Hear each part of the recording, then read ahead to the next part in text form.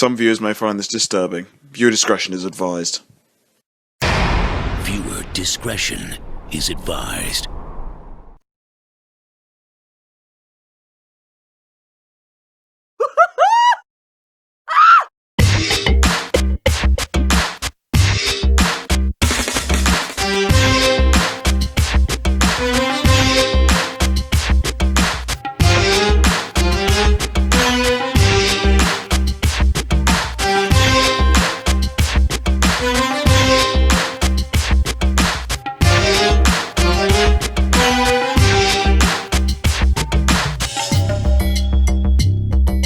Right then, welcome. Sunday the 7th of June, everybody. And it's great to have you back. Another episode of the Ben and Grem Show, Sunday night. We've been out and about today, Grem, haven't we? We've been working very hard to get some material for you, which we will display. So we'll have that up ready for you soon. And that's just touching on the subject of coronavirus and getting some opinions from the general public out and about in Dover.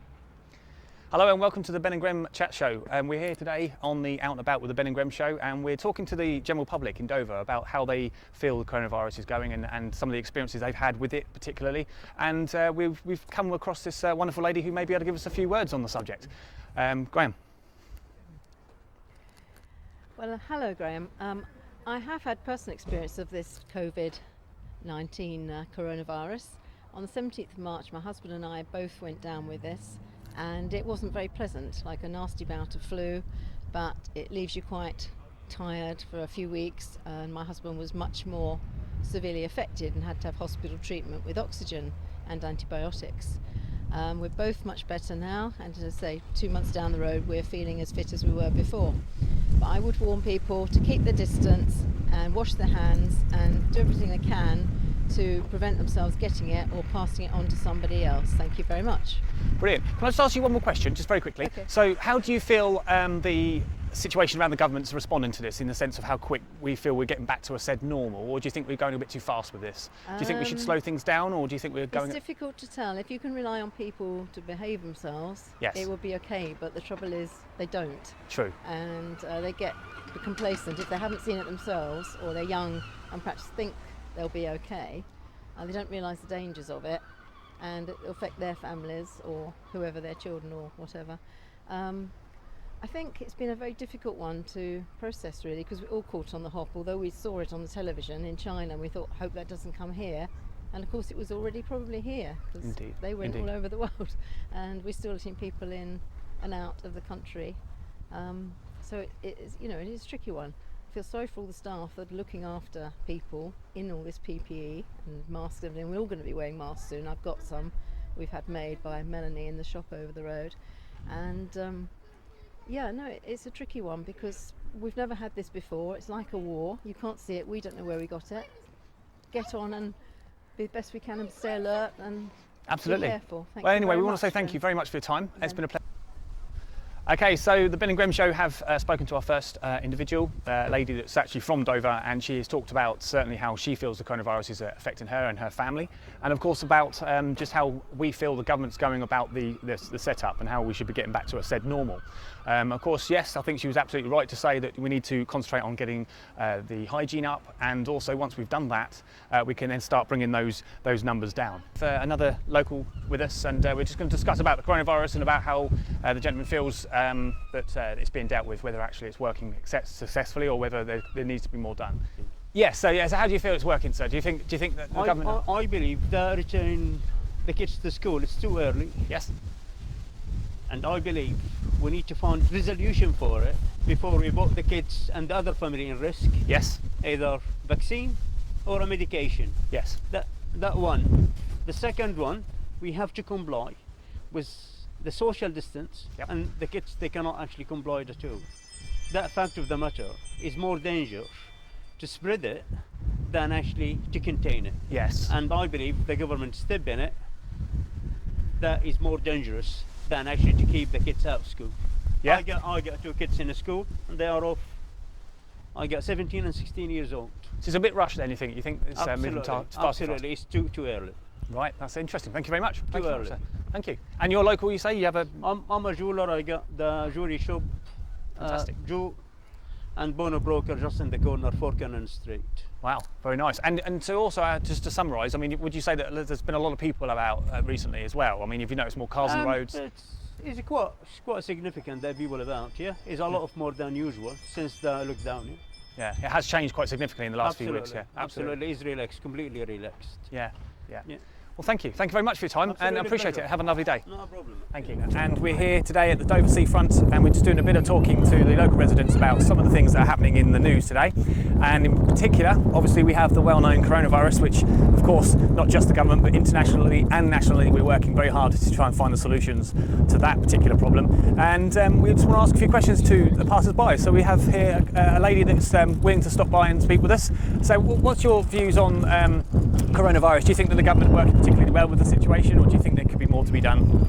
Well, I took the decision to lock down 2 weeks before Boris, so I do think they could have shut down sooner. We've actually been in lockdown now since the beginning of March because of my son's disabilities and health issues, and the thing I miss most obviously are people, and my son is in swimming today, so I've actually come down for the first time to see my son swimming and take his photograph.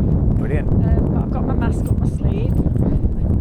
Apparently you're better off outside anyway, aren't you? But yeah, we've missed all our grandchildren, and that's been really sad. But, it has been really sad, yeah.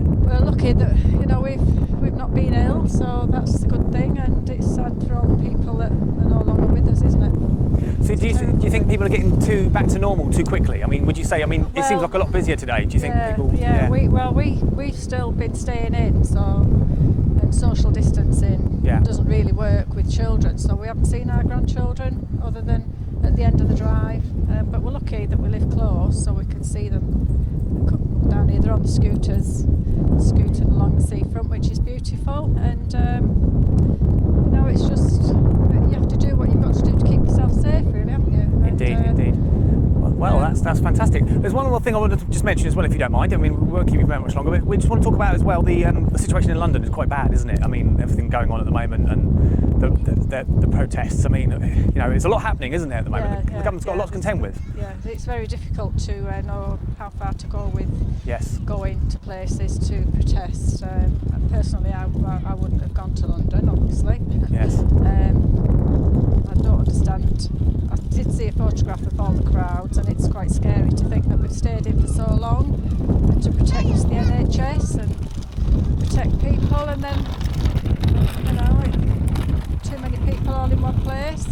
I've just heard on the radio that the Northwest is suffering again with the R rate going up to above 1, which is worrying again, isn't it? Mm-hmm. But we can't stay locked in forever, I understand that. We can't. And I think it's a good opportunity for everyone to come together, isn't it? Especially as we've been away from each other for so long.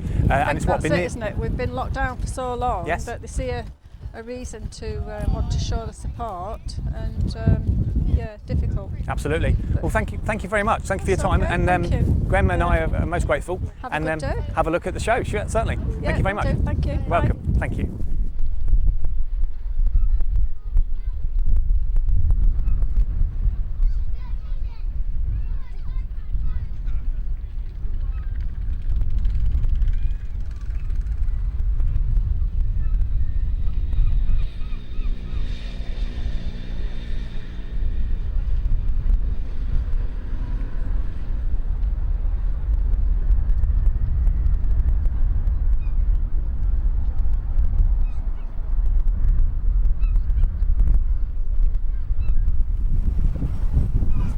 Okay, so we're here again, still in Dover, where we're speaking to yet some more people about the coronavirus and how they're coping simply with the lockdown. Not just the lockdown, but the easing of the lockdown as well. And we want to get perceptions on whether they feel that actually it's the right time to be doing such things, relieving that lockdown at this very moment in time, and maybe so drastically in some cases. We've got a lovely family here. How do you feel about this? I mean, the schools particularly about being away from school. It's been obviously really difficult with young children.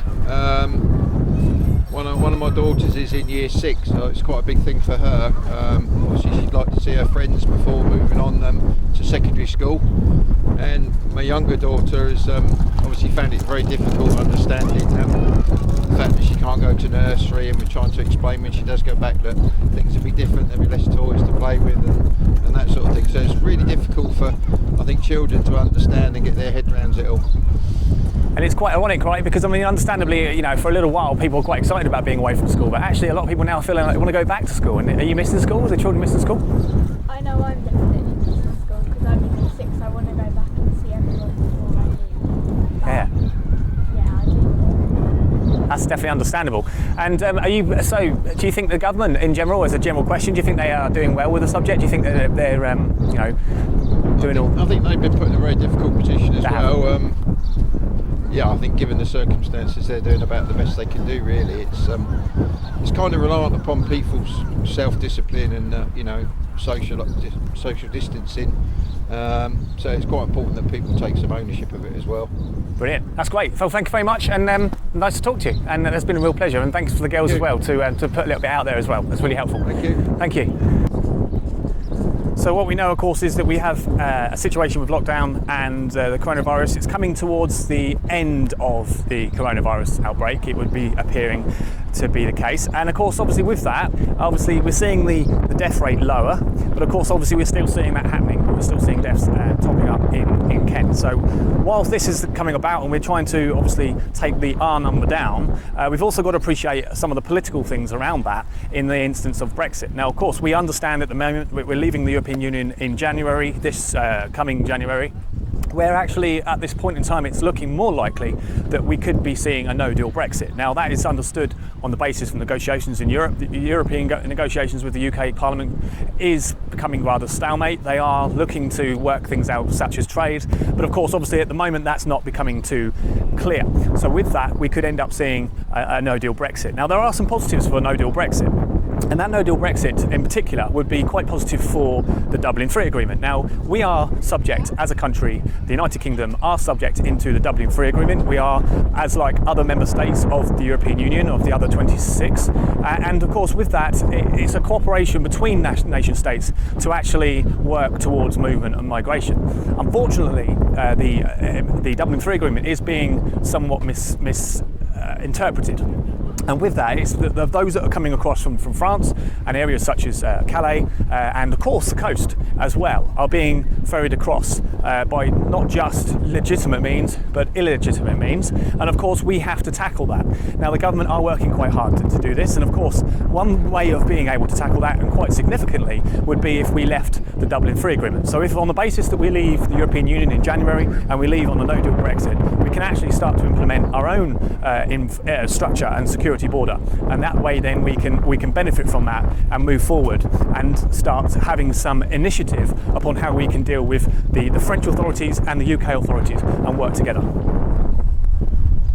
Okay, so we're going to speak to these two lovely people here about the coronavirus and the pandemic, and of course how they feel certainly that we're coming along with it. So of course we understand that the lockdown is coming towards an end, although we're not quite just there yet, but we have seen an increase in numbers of people walking about, and down the seafront in Dover here today, I think it's fair to say, with the weather being relatively nice, that there's a good reason for this, right? So we've got two people here. If you'd like to have a quick word on the matter, do you think that the coronavirus is do you think it's actually been really played up, or do you actually believe in it being quite a serious matter, which I think is fair to say? Do you think that we're rushing back into normality? So first question, in terms of it being a serious matter, I'd probably say yes, because I know personally 3-4 people have died from it. That's scary. So I do think it's serious, because it's obviously personal to me and it's hit home because of those people who passed away. But I do think that we need to start gradually moving back into, I don't know, regular life, I guess, and normality. Absolutely. If not, well, I just feel like things need to move on, but people just need to be sensible, I guess, and try and take things with precaution, maintaining the 2 metre distance, and, yeah. I think that's the best way to go, isn't it? I mean, after all, with the fact that we've been locked down, now for about 3 months, I mean, there's this fear, isn't there, that the government are probably thinking about as well, about the economy. And of course, how much of a hit is that going to take, with the fact that most businesses aren't actually functioning quite so well. And of course, there has to be that conversation, doesn't there? But I think you're absolutely right. I think the fact that we've got to do the social distancing, keep the 2 metre rules, and of course, appreciate other people's space as well. And of course, use the precautions such as, your face masks and things. I think we could start to fall back into a normality again, shouldn't we?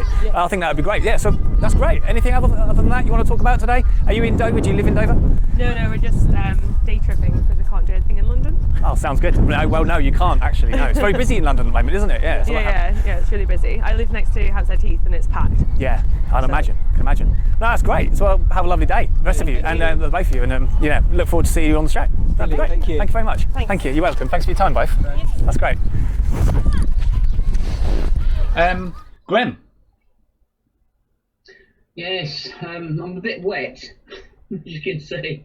What happened? A little bit of a dilemma today, people, but family-wise, but I've managed to sort it with barely 3 minutes left before tonight's live, so I've got there. We have. And you know what, Graham? It's the first time I think you can say that we've managed to get on live at the dot on the 7 o'clock hour. How about that, ladies and gentlemen? We're getting better, wouldn't you say? We are getting better. We certainly are. I mean, I only had one bar of reception, and I informed Ben here that I had to relocate the router to boost it. It's been a bit of a stress, so I'm chilling out now. But we got there in the end. We certainly got there in the end, Graham, didn't we? We certainly did. We've had a really productive day today. It's been interesting. We've met so many people, haven't we, Ben? We have, and I would say, to be fair, I would say that it's been a very proactive day, very interesting day. We've had a very mixed number of opinions, haven't we, Graham, on the subject of coronavirus and how people are certainly coping, not just from the adult perspective, but also from the children's perspective as well, because of course they are equally having to go through some changes. And it's been 3 months now, Graham, since we've been in lockdown, and things are now starting to ease, wouldn't you say? I mean, we're starting to see more traffic out and about, wouldn't you say? Yes, we have done. I mean, with what's going on in London at the moment to do with the Black Lives Matter protests, it's a bit concerning with regards to coronavirus, especially as London is one of the worst hit cities. It's a concern. I'm hoping that nothing's going to come of it. Well, absolutely. I think that's the thing you can only hope for. I mean, it doesn't seem as if, does it, that the protests are going to end or alleviate rather soon. Sadly, it does appear that they could be expecting more protests in the next 24 to 48 hours, as it's being told on the news itself, or at least not so much from the news even, but actually from the government noises. So that's not going to be good, Graham, is it? No, not at all. It is a concern, and it really is with the disorder at the moment in London, Manchester. It's been on the news. It's not been very nice to see. It hasn't indeed. And we've seen some really sad scenes, haven't we, in conjunction with the protests. Now, just want to speak basically on the subject of protests for a moment, and me and Graham will pick up on the news on this in a moment. But I want to just add that what we do know is that you can certainly protest. It's not against the law to protest. You can actually protest. But there's levels of protest in which is seen to be or deemed to be acceptable. Now, under a protest, you can under protesting if you are doing so peacefully. But if, for example, the authorities in the area of particular that you're protesting find that it's gone from one stage to another, so actually you're seen to be using force or actually disturbing the peace to a degree that actually is seen to cause potential harm to others, that's actually when it can be called off. Now, when I say called off, the police can intervene, and so we've got to get some understanding really about how these protests work.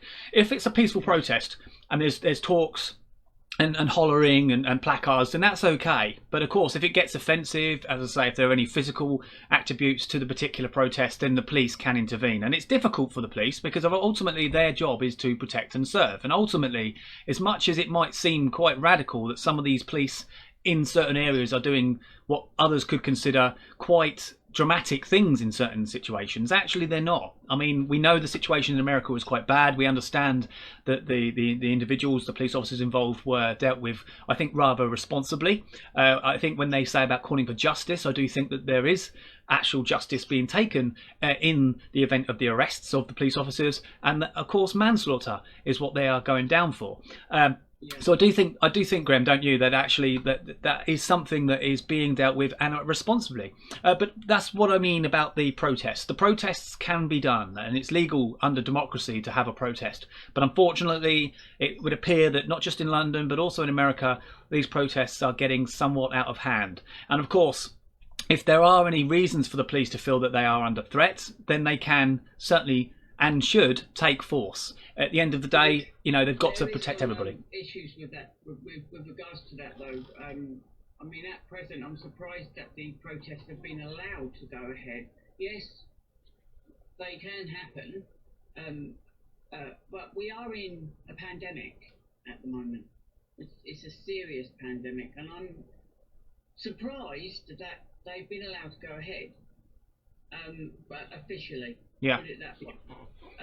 And the police at the moment in London have had quite a hard time in dealing with this situation. We've had knowledge of a police officer being punched in the face, female police officers being physically pushed and shoved by males in the community. That have attended the march. We've seen the war memorials being vandalised, basically, which is not acceptable in my view. But other people may have a different opinion on that.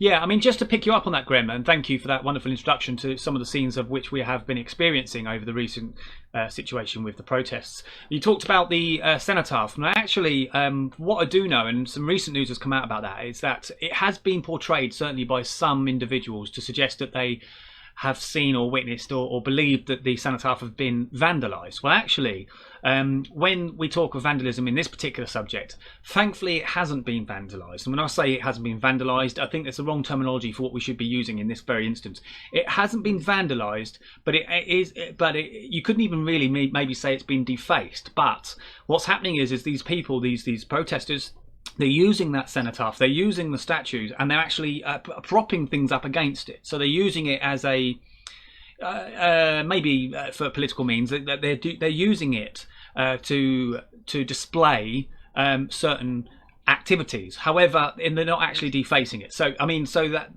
just to correct. In some respects, though, it can be seen as being disrespectful. Yes.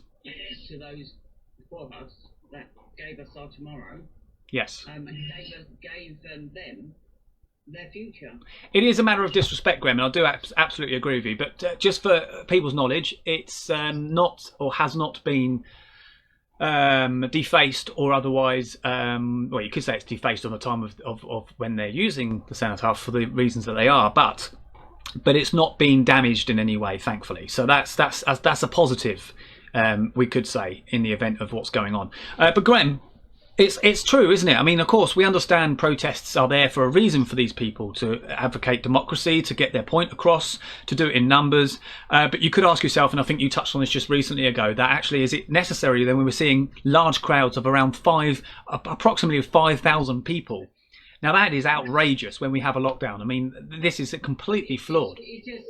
I'm sorry to repeat myself again, it just should not be happening. No. And Black Lives Matter, the organisation, should not have pushed for this to go ahead due to the pandemic. This is a worrying time that we are all in. And as just to touch on what you've just said, with the majority of those attending, what is the point of them going? Are they there for another reason? It's just they seem to be attacking individuals within the political scene, but on not well, it's basically directed at one source, and it's a concern. I believe that's where one of the police officers got punched in the face. When you're talking about sauce, you're not talking about ketchup, Graham, for the viewers. No, not sauce. No, anyway, doing ketchup. No, I prefer barbecue sauce. Barbecue? Yeah. Oh, really? What? Barbecue on what exactly? Barbecue on anything. Yeah? What about your McDonald's? Yeah. I don't like McDonald's. I find it a bit greasy. It is greasy, but just to want to make a point on this very subject of McDonald's, guys. For those of you that are listening, McDonald's Whitfield is now open. I saw lots of cars going through there this afternoon. Yeah, there you go. My youngest has been told by her friend, and I said, under no circumstances I am going up there, baby. I said no, and she started getting all stressed. No, I'm not doing it. I'm not lining up in the queue and going, oh, can you imagine what it's going to be like? Oh, absolutely bedlam. But I can also add, if anybody does have that has any, and sorry, let's start again. If anybody has any anticipation to want to go to McDonald's Whitfield, just be mindful that it's understood that you can't spend any more than £25. So that sounds like a lot of money for most people, but if you've got a large family, just bear in mind you can't spend any more than £25 at this moment in time. Don't know why that is. I'm not sure what the reason for that is. I imagine you can only use cards, but just be mindful of that. I hope I've got that correct, Graham. I honestly can't believe that people have missed McDonald's that much. Well, to be honest, I like a McDonald's, but I have to say I'm not, I can take it or leave it, like most things, you can take it or leave it. But you don't like it all the time, do you, mate? No. You're not like, you won't have it every evening. Don't you dare say you would, yeah. I think Monday to Friday, mate, yeah. I probably would if I thought it wasn't be bad for my health. I mean, but like all things, good or bad, you have it in moderation, don't you? So I wouldn't wantingly eat McDonald's every week, every night of the week. But I think the concept would be nice if I thought it wasn't going to do my insides some damage. Yeah. Yeah. I suppose so. And obviously it's pounds, isn't it? Because you think about it, you can't go out and be as free as you would like to be because we are still in a lockdown in reality, and so therefore you can't always get these pounds off. On the subject, I'm 12 stone, Graham. 12 stone I am since lockdown. Well, you've got longer bones because you are basically nearly 6 foot or 6 foot. 6 foot. Just under 5 about a millimetre. Well, yeah, 5'11", 6 foot, 6 foot. Well, I'm not getting any smaller, but they say as you get older, Graham, that you do start to shrink. So I think I'll either have to accept that or just buy thicker slippers, so I stand taller. I don't know. Thicker slippers. What do you think, folks? Thicker slippers? Is that true, Graham? Would you really go with that? Anybody else in the stream want to just pick up on that about size? I mean, of course, it's understood. I don't know if it's scientifically known, but actually, as you get older, you start to shrink. Is that true, really? Anybody want to pick up on that? It might be an old wives' tale, Graham. Well, my mum reckons she has shrunk a bit, so maybe. You don't think it's over the years of hitting all the door frames? Just over years, it's just, I talked to you for why that, I say that, is that I helped a good friend out recently moving, and his property has got very low roofs. And I was hitting my head, I was doing some hoovering in there, and I was hitting my head on the beams. And I'll tell you what, not only did I see stars a couple of times, interestingly, I thought, well, maybe that's just knocked a couple of inches off. You don't know, do you? Probably didn't. You're hilarious. But never say never. You don't know, do you? There's always a contribution to all things. So Graham, so just jumping back for a moment, I want to talk about the officer who was thrown off the horse. Now, how horrific was that? Yes. When I saw that on the news, I was pretty taken back by it, and I thought, this is getting ridiculous now. The thing is, there's quite a huge amount of these protesters that are not taking on board law and order. But thankfully, it's the minority of them, but the minority of what area should be, and the amount of the Pacific, in a specific area with a specific amount of police force, law enforcement, should be what people should be questioning. I mean, if you're like near Downing Street, for example, and there's 300, 400 people in that area, in that specific area, close to the gates of Downing Street, then I would say that's a bit worrying. I'd have to agree. And that's it. I mean, it's very frustrating, I suppose, for a police officer, isn't it? When we talk of a lockdown, and we talked about how they are to police the lockdown. Well, it's all very well, but actually, they're not only just policing the protest. And of course, as long as it stays as a peaceful protest, they're more than happy. But the fact that it's that they're not only trying to control the pandemic's situation of social distancing, but they're actually also trying to control the protest. So they are under pressure, you could ask. And of course, is it necessary? I mean, there's many ways in which people can raise a voice. And I think, we understand democracy does allow peaceful protests. But, I mean, on history, Graham, certainly would you say, how many protests have you come across that have ended up, start to finish, peaceful? They always tend to go sour, sadly. And it always starts off... But within a period of time, and it's been almost immediately. I mean, what happened with this female officer, I believe, was thrown off her horse by the horse, because the horse was attacked with a Boris bike. I mean, where's the mentality in it? I mean, what would have happened if that horse had kicked back or and actually trampled that protester? What would have happened? Would they have all demanded to have their horse put down? But I just find it significant that, they're talking about Black Lives Matter, aren't they? Or lives. I still say lives matter. I think all lives matter. It's not about colour, and it should never be specifically about colour, because as I said to a number of people recently, that, racism affects all colours and all races. So it should be all lives matter. But let me just add that point. Graham, they're advocating about Black Lives Matter, yet it's okay to mistreat animals. I mean, think of the bigger picture here. It's difficult to answer that. This is the issue. I mean, how do you answer it? How do you answer it? How do you answer it? It is not acceptable. No. It really is not acceptable. I mean, what's happening is not acceptable. The police are having a difficult time. It's like they're just standing there and they can't do anything. Well, that's the thing, Graham. That's the thing. You're absolutely right. I don't want to interrupt you there, but actually, yes, they are just standing there. And in fact, that's all they're supposed to do in a situation where it's considered a peaceful protest. But the moment that protest becomes in some way out of control, or it then comes away from that peaceful element, then actually the police force can take action. And they were able to shut it down, but it was after some time that they did so. In the meantime, there was a lot of controversy in between.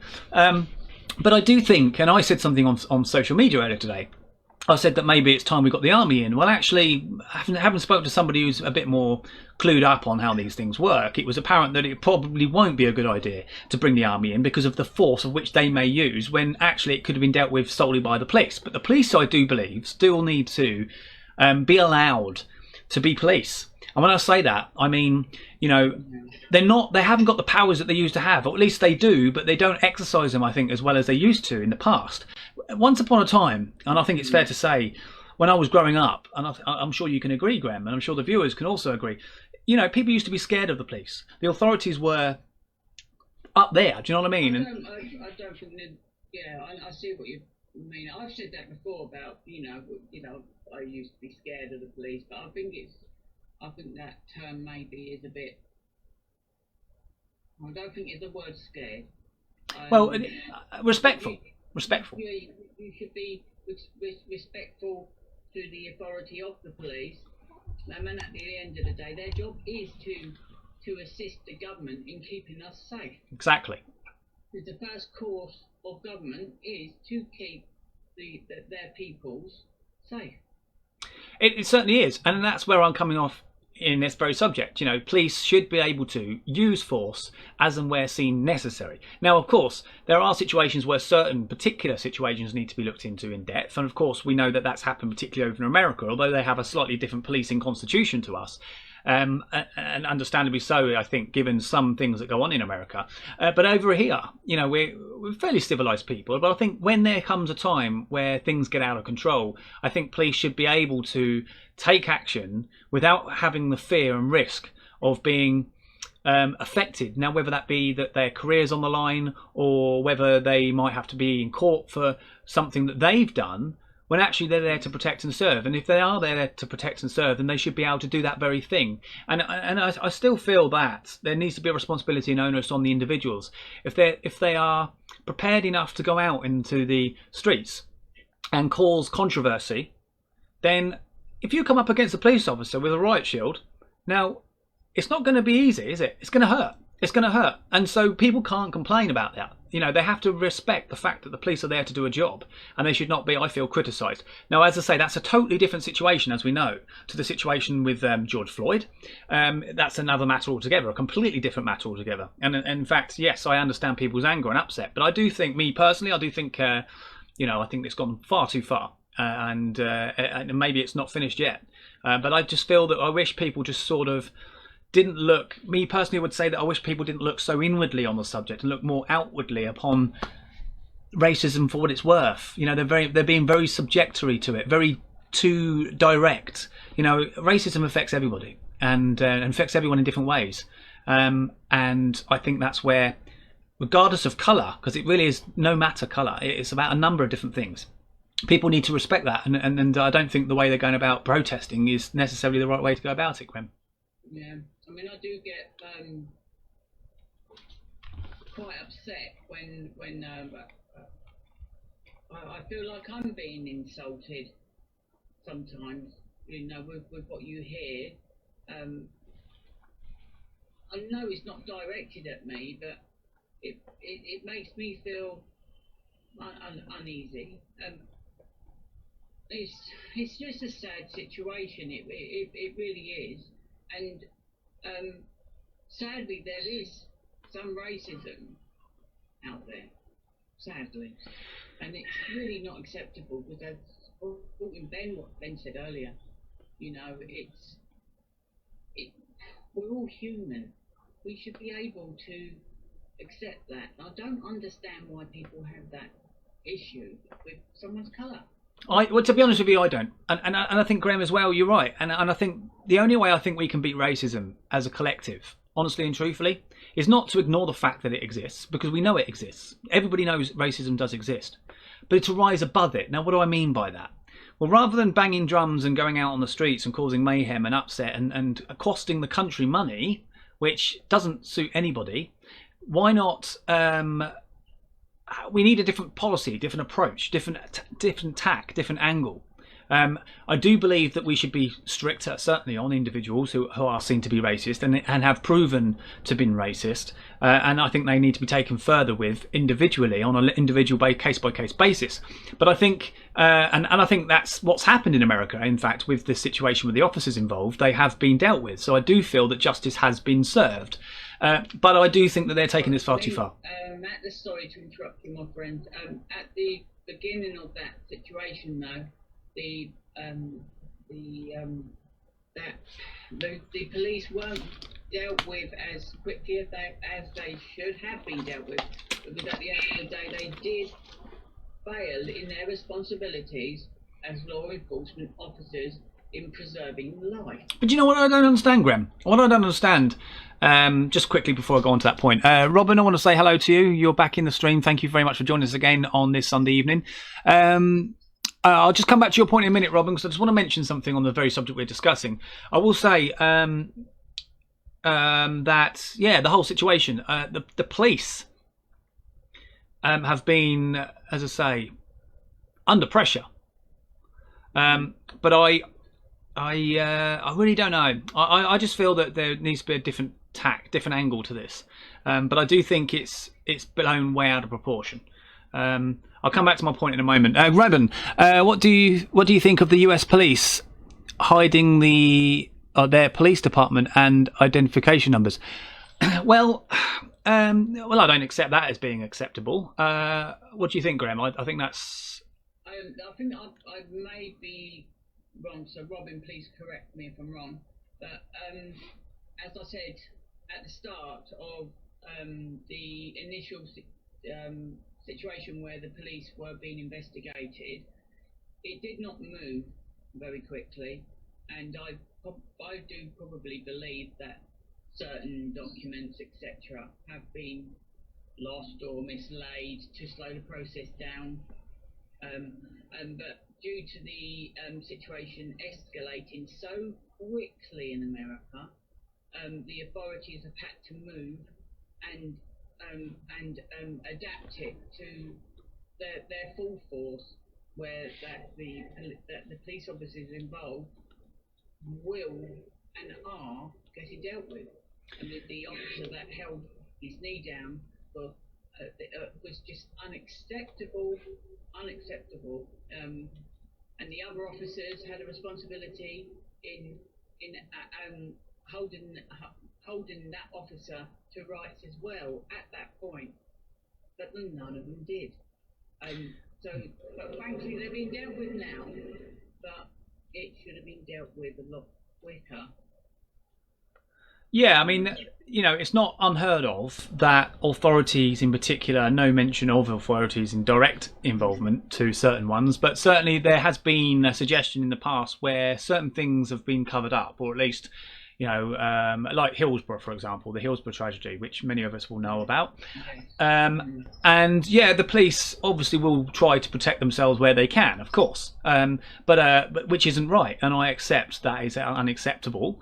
And somebody said something to me yesterday, which I kind of get, and the lady said, well, actually, if it wasn't for the social media, then this wouldn't have probably come to the stage it has in a sense of the investigation. Well, there could be some truth in that, because obviously it was pressure amongst individuals that has enabled or pushed, say, the subject along and forced, if you like, the hands of the police force. But I do think, as much as I think the police have to answer for certain things, and I do believe that's only right that they do, because at the end of the day they're here to protect and serve us, so they should be responsible for any wrongdoing. In the same breath and the same token, I do think that the police do need to have a bit more control. And I say control, I know officers, particularly in the UK, who mention no names, however, for various reasons, but have alluded me to the fact that actually it's becoming very hard to police. For example, if they're out and about on duty, if they have a taser, it's not just a case of suggesting they're going to use a taser to a said person under a certain situation, but they have to not only suggest that they're going to use it, but if they are to use it, then they actually have a lot of work to do. Now, what do I mean by that? Well, when I say a lot of work, I mean going back to the station, they have a lot of paperwork to deal with, just because they've used this tool, which is given to them to protect them and anybody else, and others, I should say. So it's now becoming.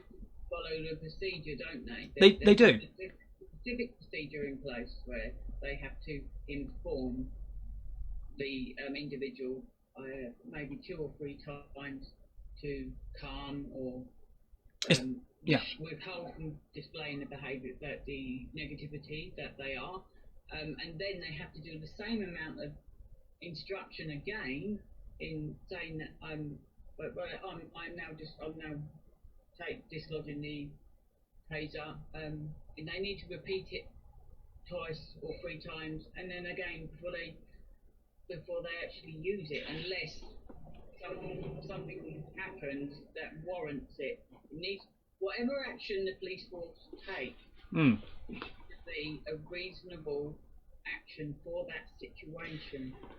Yes. But don't you think, though, Graham, that there does seem to be a bit too much bureaucracy in the UK's police force at this point in time, in the sense of what they can and can't do, or not so much what they can and can't do, but what they have to do to protect not just themselves, not just the community as a whole, but just to do their job has become very difficult for them. So they can't just police. There's a lot more to it than that. Now, what I've never understood, and talking to some officers in the past, is that you've got these people in the headquarters, if you like, in the stations, and they're doing their work, their office work. But why should the man on the beat do the office work? You know, what I mean by that is why should a officer go out and patrol the streets for the right reasons they should be, certainly because that's what we want to see. We want to see the security there on the streets. We want to see our officers out and about. But when you've got that problem where, well, actually, if anything happens, they're going to have to spend hours in the offices typing things up, is almost so much bureaucracy that actually it enables the police officers, or should we say it doesn't enable the police officers, it restricts the police officers to be able to police. And I think there needs to be a overhaul, certainly in the way that the police officers are not so much the officers themselves, but certainly as a whole, constitutionally, need to be reformed. There does need to be a change, I think, in the way that police are able to conduct themselves. And I think basically it's just looking at the reporting situation, where they have to actually documentate. Now they were obviously there, so they can really honestly be the only ones that can give a factual report of the situation. What maybe they can do, if they're not already doing, because obviously I'm not a police officer, you're not a police officer, but if it's in like note form, like and they're allowed to keep it as it is in note form, and if it's a specific situation that needs elaborating on, then they can elaborate on those situations. Yeah. All situations. And of course, if it's to the extent of court involvement, then they would probably need a more fuller report. But they will get admin time, hopefully, for that. Yeah. Well, it's like I know officers have had to go to court. You know, they've had to go to court because of cases that have materialised, which I suppose is fair enough. But I mean, like I say, I just feel that, you know, that I think that there's police on the ground that need to be able to be police, and there should be others around the police that are on the beat. Others around those police officers should be doing the, I'll say nitty-gritty work, but the work behind closed doors work, and there should be a structure. But I do appear that it seems, and I don't know if it's due to cuts, and maybe some police officers might be able to come on board and to chat if they feel comfortable in doing so, or maybe some ex-police officers or former police officers maybe but we feel more comfortable on the matter. But I just feel that they're office workers as well as serving the public, and I just think that there has to be. I just think there's too much involved there. I think they need to be doing one or the other. But that's just my take on the matter. Cressida Dick has, or at least if I understood correctly, suggested for the police not to kneel. Now you might want to correct me on that, Graham, but from my understanding, she has suggested that they are not to kneel over the Black Lives Matter. And the reason for why that is necessary, and the reason for why in some cases they shouldn't have done, although we know they have, is because they need to be seen as a force of good. Well, yes, but a force of security. They do, but actually, by kneeling was sending out the wrong messages. And what do I mean by that? Well, actually, yes. The police are impartial. The police are impartial, or should be. But that's the situation that where the authorities seem to be in this country. It's not good. It's not good, and that's exactly what I mean, Graham. When I said about overhaul and change of constitutions within the police force and our authorities, they need to take a step back and need to realise what their responsibilities and duties are, and actually not get involved directly in any particular disputes, because politically it's not a good thing for a police officer or police force to be backing a political ideology, and in fact, police force though. As well, if you think about, just going off the record slightly, teachers. Why are teachers present at these events? They should not be doing that sort of thing. Same applies, Graham. When I was growing up, all those years ago, when I was growing up, teachers were teachers. They taught you like the teachers do teach you now. Yep. But you would not have seen any of my teachers attending marches, etc., etc. Because they would be, back then, they would have to go through a process of being interviewed by their employer and possibly even losing their job. But now it seems okay to be able to do so. But the biggest, it's like public performers, like pop stars, film stars. Back in the day, it was not deemed correctly, and I still feel that it should still be like that way. Yes. But since between 2010 and 2015, things started to change throughout the Western world. That these individuals started to initiate more involvement within a political ideology, and it's not acceptable. It just is not acceptable. And that, in some cases, is fueling an awful lot of animosity amongst their fans, their students, and it places a lot more people in the vicinity of becoming seriously hurt. Absolutely. No, absolutely. Yeah, I absolutely agree with you. I would like to be able to get, wouldn't you, Grem, a teacher on the show sometime? Maybe try to understand from their first-hand experience about why, if, and should they be doing these things. Wouldn't that be an interesting one, Grem? It would be, actually. Do you know any teachers? I'll be on my best behaviour on that one. Well, it'd be nice, wouldn't it? I mean, I understand there's a reason for why maybe a teacher wouldn't come on, because it's a very difficult subject, and of course, obviously, they don't want to speak out of turn. I understand that they may be sent over the coals for saying certain things, or even having an opinion. So I understand that it might be awkward for you, and if that is the case, then so be it. But I do think there is an element of need to certainly change the mindset somewhat. Now, certainly, yes, impartiality is certainly something that we should be seeing in schools. It should be something that we should be seeing in our police force, our ambulance services, our... Well, basically, anyone that is holding some form of a public recognised position... Yes. ...should be just doing that. Well, exactly. And we're going down a slippery road, because the worst thing about this situation, about the police officers kneeling, is that there's going to cause a retaliation to that. And I think it's inevitable. You're going to get the opposite side going, well, hang on a minute, what side are you on? And that's political. It's political. And the police have made a huge error. And speaking to some individuals recently on the subject of this, has suggested to me that actually the commissioner should be having those jobs. Because actually Especially after she gave the instruction not to kneel. We are the police. We must be seen as the police. Well, they've gone against that. Exactly. And then she's got, I don't know how many officers, but for it to be reported, it must be more than just a few. But these people need to be spoken to. These officers need to be spoken to, and that they need to. Well, it's not going to go anywhere, basically, is it? It's going to go in one ear and out the other. Well, the fact is, I mean, if they felt that way, that they needed to kneel, and they appreciate and respect that ideology or belief, then they should have done so. I mean, there could be another side to this as well. Without their clothing, police clothing. Yeah. There could be another side to this, where maybe that's the situation where they're feeling really uneasy.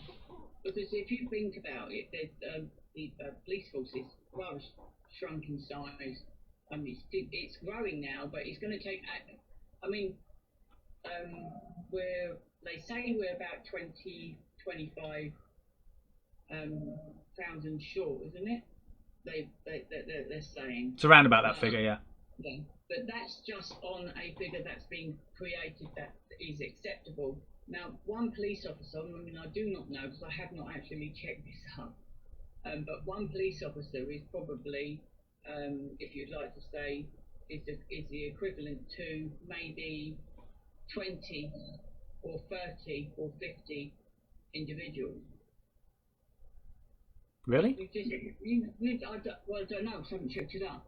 It's just it's if you think about the population of the country and how many police officers we've got, I suppose just divide it, and then you'll basically see how many per head. It's like within the care sector, when for risk assessing and risk assessments, like the police will have to do in this situation that they're in now. They've got to put a necessary risk assessment in place before they actually initiate involvement within the situation. Indeed. And, yeah. We'll state that there will be 30 police officers outside Downing Street gates, or for example, but that's 30 or 40 police officers against 400 people. It's, or maybe even more. Well, 400 people that can increase. Yeah. And you've got 30 police officers that have got to stand there a little bit, think a little bit like a football match. You know, you're on the pitch for 90 minutes. Majority of the players, one or two may swap during the match. But if the protesters can do what they need to do, and they can move on, and therefore, so if you get like 30 or 40 moving on, you're getting another 30 or 40 or even more coming in their place. But the police officers are in a position where they've got to stand still and try and keep the peace. Well, that's it. I mean, but that's what I mean. There's no need for them to do anything otherwise. You know, they're trying to keep people safe, aren't they, mate? But the protesters, they're trying to keep the protesters safe. Trying to stop them from getting themselves into a situation where they are likely to be arrested. But the protesters know that they're not all going to get arrested, because we do not have the facility to be able to accommodate that. But it really frustrates me though, Graham, is when I hear, you know, these protesters complaining about the way the police are handling them, when actually they've created that problem themselves, I want to add. Yeah. You know, so, you know, you can't have a go at the police when they're doing their job. I mean, don't get me wrong. There are times where you can have a go at the police. And there's reason to have a go at the police, as we know, in America. Yeah. But let's just remember, that is America. It's not the UK. And even if we want to use an excuse or have that as an agenda as to why we want to talk about the very subject that we are, or they are, they should do so respectfully, because it doesn't show a very good image. Exactly. I mean, in Folkestone, I think it's Folkestone today, there's been like a bit of a gathering there. But all the protesters, they're basically, and you get there's I think it might be Radnor Park, but it's somewhere large green area, and there is social distancing. You can see it. You can see the social distancing in the photo, and they're all sitting down and just with their placards, and that's what I call a demonstration. That's what it needs. Around, like pushing people and throwing like forest spikes at a horse. I mean, one of the horses has its skin or something across its nose. I don't know if that was the same horse that bolted after throwing its rider. But it's scary stuff. It's not that people don't need to do this. And as you said, Ben, this is not America. It's not. The situation what developed and has pushed this is America. It's in America. It's not in this country. Nothing to do with this country. And actually, where this is why I can't understand why we're having the particular riots in London. I don't mind if people want to stand up for their right to protest about something happening in a different country. Mm-hmm. But, like they have done in Folkestone today, respectfully. And I take that on board as, you know, these are good people. Well, Graham, the fact is, America do have a problem with the very situation of colour. I do think there is an element of areas of which there has been suppression and upset. And I agree that there are some racist tones, sort of overtones, if you like, in America. Now, I get that. But in this country in particular, the United Kingdom, I think it's a bit of a farce to think that there is a problem with racism here, because we are such a multicultural country, whether we like it or not, we are.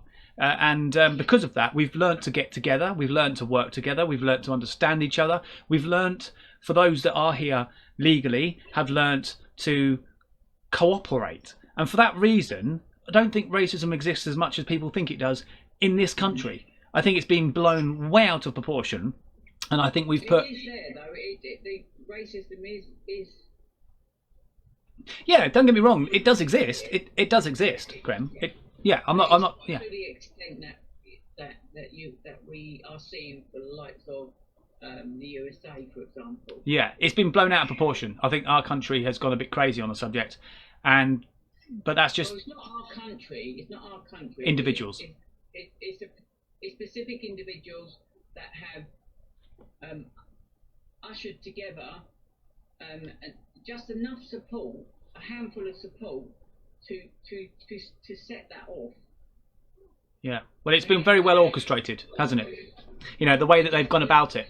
5,000 people. Well, they've only got to know the right people to be able to push a news bulletin, and the media really, in most cases, as you know yourself, and those watching tonight will know. As soon as it goes on the media, then that's enhanced the situation. So the media have to be extremely careful how they report it. They do. But we know which way that the media lean, so unfortunately we might get a different interpretation, won't we, Grem? I think sometimes we don't need to give voices to certain individuals that are screaming from the rooftops and using certain violence to do so. I think they got too much airtime, and I think we have to. I agree with you. I think there has to be an element of media needs to be an element of, you know, directing news carefully, and certainly not be seen to be backing an argument, because that's where they come unstuck as well. And again, media need to be fairly impartial. We know that that's not always the case. We've known that, Grem, haven't we, over the years? I mean, it's difficult, and I suppose it really depends on the sort of training that the individuals who are in the media actually have. It's okay to go to university and study a specific topic, but if you haven't had the necessary training, proper training within that topic, yeah, to be able to cancel out the white noise, then how are you going to do your job correctly if you can't cancel out the white noise being your own personal thoughts and opinions? It's not. It's the bigger picture. That is what the individuals within the media should be looking at, is the bigger picture, and formulating a view from that. Indeed. But it needs fair. But as you just said, Ben, the way things are with the media at the moment, it doesn't reflect well. And we've got a point coming up. The next point, we can go into that anyway. Graham, did you want to start that off? You can if you want to. Okay, is this about the Brexit? Yeah, it's where Boris Johnson is hoping to sort out the situation and keep us on track to leaving on midnight the 31st of December. Well, I think that's going to have to happen, Grim. I think that's going to have to happen. I think Barnier, Monsieur Barnier, I think I pronounced it correctly. Now he wants a deal. Okay, not quite a free trade deal. That's not what appears to be on the table, but he wants some form of deal. But I do agree that our government in particular are taking a strong stance on this, because they're not backing down. And I do think, as much as Barnier says he's warned that he's not a referee in all of this, actually we've always known that the European Union have pulled strings. And so, you know, it'd be interesting to see what happens. But there will be an element of, come January, if we do not get that deal, if we don't get a free trade deal with our European friends, which I think has benefit for both us and them, then I think we'll end up going no deal. Which is it might be good for some, but we need to look at obviously the bigger picture again. the strain that can bring, that can bring, because it will do. If we leave with no deal, there will be some strain there. Not saying that we can't break through it, and we will do with determination and if I can say the British spirit, but can we use that term anymore? Or is it appropriate anymore to use that term? Yeah, of course. Yeah, it is. Yeah. You know, bite your bottom lip. Times are hard. Let's together as one huge nation, as a family, move forward and project ourselves, visiting and individuals that have gladly gave us their time in coming to our country and supporting our NHS, for example, the police force, the teaching. There's loads of areas that we do get an awful lot of support from people that have come from either Europe or and other places in the world. So we, need to, that needs to be expressed.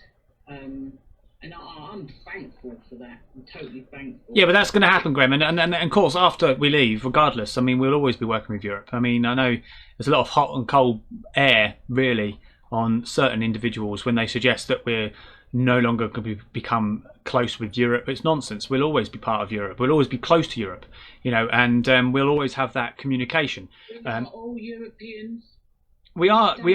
We just don't have to be within a political bloc. Union or club as such to be a European. No, that's exactly the very truth there, Graham. And I think what needs to happen certainly is when we leave in January, and I do believe we will be getting a leave in January, come what may. I do think it depends on how we leave, and I do hope that the government are ready for a no-deal Brexit. And I'm only assuming that actually, if Boris is suggesting that might be the way it goes, that we will get a no-deal Brexit with some plans in the midst. Otherwise, I would imagine it's going to be a pretty bumpy ride. But we'll have to wait and see. But I do think, certainly, and I mentioned this earlier, Graham, hadn't I, about the Dublin 3 agreement. I think the fact that we might be coming out of that as a default, which I think can only be a positive. But we have to put legislation in place to replace it. Now, that's the key element here. And let's hope the government are ready for that. Yes, so, Graham, talking about the coronavirus, Graham, and talking about the effects it's having on our day-to-day lives and how it's having on our economy. Now, Nick Ferrari has been vocal, hasn't he? Yes, he has been. He's discussed, hasn't he, with regards to the current cost the coronavirus has. This is Nick Ferrari from the LBC, everybody, broadcasting. He's calculated and from obviously official figures and shown us via a video for those who have seen it, the total cost so far at the moment that has been funneled into the NHS to help support them not crumble during this pandemic. But thankfully, the NHS is strong at the moment. But they are concerned, apparently, some NHS management high up are concerned about a second wave. But then I did see a document that scientists don't believe that there is going to be a second wave. But then you can never be sure. You can never be sure, but the fear, Graham, is that with the NHS and the amount of funding they get per year, per annum, there is a worry that, and it's been understood that the NHS has received what it receives a year in funding, just alone that year amount of work financially in funding, just solely on the coronavirus. That's not including the year's funding for the NHS. So actually, it's almost like we've actually, in effect, paid double the amount in the NHS spending because of this pandemic. Now, for that reason, it's a worry, and there is a fear, isn't there, that if we don't get back to our said normality to a degree, we could crash. Yeah, I don't think it's double. I think it's roughly just under half at the moment. But this is at the moment. So if we don't adhere to the relevant guidelines and procedures that have been put out there to keep us all safe, there's a high possibility that it's going to end up tanking. I mean, this money is having to be borrowed, and it's going to have to be paid back. Yeah, when I say double, Grem, I mean so you take what the NHS receive in a year, but if they're receiving similar amount within just coronavirus alone, when you combine the two together, it's effectively almost double. That's what I'm trying to say. Of course, we don't know what the peak is yet in respect of how much they've received, because again, we're still dealing with the pandemic. But yeah, I agree. That's the reason why the government are getting us ready to reopen it, if you like, because that. I mean, individual. People might not think that the country is not a business, but the country is a business. It is.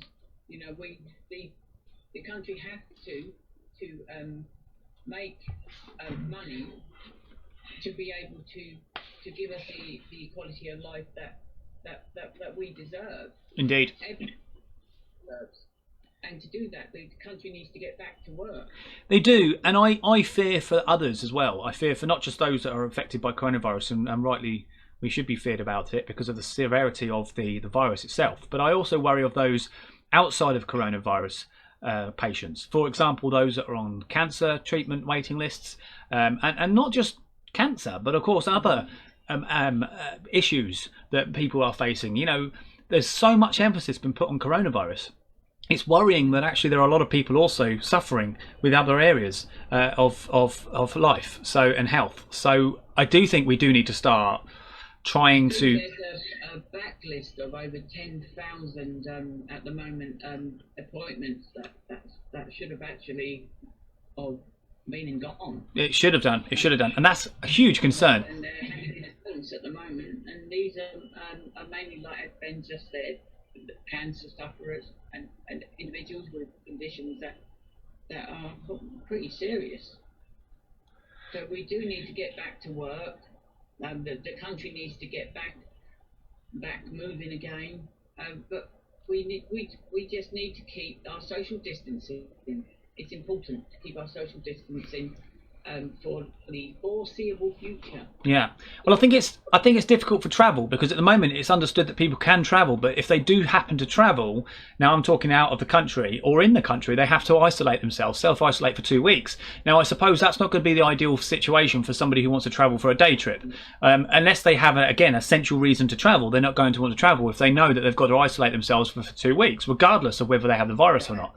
So I think until that lifts, I think that's really until then we start to see some real activity with our day-to-day lives, and that's in most areas. But it's nice to see things are starting to pick up. I mean, only today, Graham, we were filming, weren't we, and we saw quite a few people out and about, not just walking their dogs, but with their families, and there was a number of people out. It felt more normal than how we've been feeling. More normal, and you can actually see. I mean, in Dover, it's pretty good with the environment at the moment. With the people out there, you can actually see that people are social distancing. Yeah. And they are really trying. People are really trying within our area of Dover. It won't be the same everywhere, and there's probably areas in Dover that are not quite like that, because it may not be possible. I was in Aldi's today, for example, and I found it increasingly difficult to even keep the 2 meters. I was at one point sort of hurling myself into a corner of one of the pillars. Near the break. Wow, really? Yeah, because I always try to increase it by a little bit. I have 2.5-3 meters. I increase it a little bit, especially within the public. Always. Yeah. I can do that. But it's not possible to do that all the time. But today, at one point, I mean, there there was like quite a large space either side of me, and then as I was going towards the cold meat section to get some chicken wings. Very spicy, Graham. No, they're raw, to be cooked. Do you know what? Talking about spicy, I had a pepperoni last night, and it was that spicy I couldn't even breathe. Anybody know about the flaming hot pepperoni? Pepperami, you know the. Oh yes. But then I mean we've gone off a bit of record at the moment here, but it's quite hilarious. But the point I'm making is I actually had indigestion and I had a bit of heartburn through it. So just be aware of that, you know, folks. It doesn't give you the please be careful or mindful of, does it? On the packaging, I think it needs to. Don't you think, Graham? Yeah. May cause acid attack. It does state like it's extremely hot, or doesn't it? It does state that. Yeah, but. It's like the Bombay pot noodle. Have you ever tried the Bombay pot noodle? I have. It is pretty hot. But it's doable, isn't it? If you don't use the sauce. I remember if you don't use the sauce, it's palatable. But if you use the sauce, it's just yeah. You just try and like take as much down as possible and what's your mess?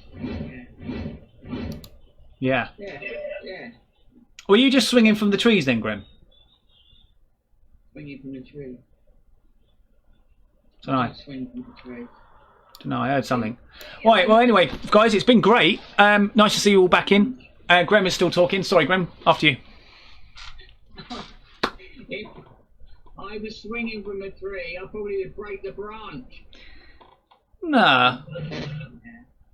Probably. It depends on if it's a twig, then. It depends on the size of the branch, really, Graham, doesn't it? Yeah, exactly. Well, guys, it's been great to see as many people come back into the stream. We are only halfway through. But, Graham, we have got some more news, haven't we? We have got some more news. Fire away, my friend. Ain't he looking good? Folks, isn't Graham looking vibrant today? I feel tired today. I mean, I was on a night shift last night. I've managed to get a little bit of shut-eye this afternoon, but about 2 hours at the moment. So Yeah. Feeling a bit of... Yeah, you look all right. Right, so the next topic, Graham, we have news of the weird. Oh, yes. This is a new segment that we've discussed over the past 24 hours, isn't it? So, roughly, maybe under. Yeah. You playing those annoying sounds. Nothing to do with me. So, Graham, so what? So tell the folks a bit more about this then. So, this news of the weird.